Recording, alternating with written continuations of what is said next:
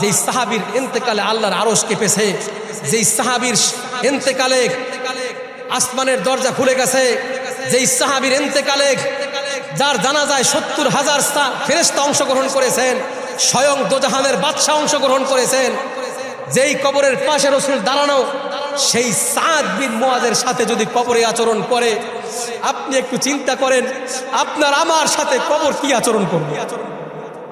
আপনার আমার সাথে, আমার আপনার কবরের পাশে তো রাসূল থাকবেন না, আমি আপনি তো আমার আপনার মৃত্যুতে আরশও কাঁপবে না, আপনার আমার মৃত্যুতে রহমতের দরজাও খুলবে না, আপনার আমার জানাজায় 70,000 ফেরেশতা অংশগ্রহণ করবে না।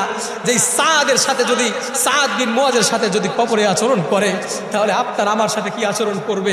এই চিন্তা আমরা কখনো করেছি কিনা বলেন? একটু যদি বালিশের সাথে মাথা লাগায় ঘুমের সময় চিন্তা করেন, আমাকে মরতে হবে, প্রত্যেকটা মানুষকে মরতে হবে, আবার কিয়ামতের ময়দানে দাঁড়াতে হবে।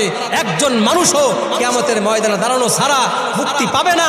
প্রত্যেকটা মানুষকে আল্লাহর সামনে দাঁড়াতে হবে। কবর হচ্ছে প্রথম জগৎ, সেখানে যদি আপনি মুক্তি পেয়ে যান, আশা করা যায় পরবর্তী সময়টা আপনি মুক্তি পাবেন। কিন্তু সেই কবর যদি আপনার সাথে খারাপ আচরণ করে, সেই দিন কে আপনার সুপারিশ করবে? যদি আমরা আজকে রাসূলের সুন্নাহগুলো না মানি, রাসূলের তরিকায় যদি আমাদের জীবনকে না সাজাই, তাহলে সেই দিন আমাদের পাশে কেউ থাকবে না, কেউ থাকবে না, একমাত্র রাসূলুল্লাহ থাকবেন। কে থাকবেন? বলেন না, কে থাকবেন? রাসূলুল্লাহ থাকবেন। এই জন্য আমি আপনাদেরকে বলছি যে আমাদের তো ভুল হয়ে গেছে, আমি আপনাদেরকে হতাশ করছি না, গুনাহ হয়ে গেছে, কিন্তু এই গুনাহকে যদি সামনে বিরাজমান রাখেন, মৃত্যু হয়ে যাবে, গুনাহ থেকে মুক্তি পাবেন না। সুতরাং আজকে থেকেই তওবা করতে হবে, এমন তওবা করতে হবে যে আল্লাহ সামনের ভবিষ্যতে ইচ্ছাকৃত কোনো গুনাহ করব না। রাজি সবাই ইনশাআল্লাহ? দেখি কে কে রাজি আছেন? নারায়ে তাকবীর, নারায়ে তাকবীর। আল্লাহ আমাদের কবুল করুন, বলুন আমিন।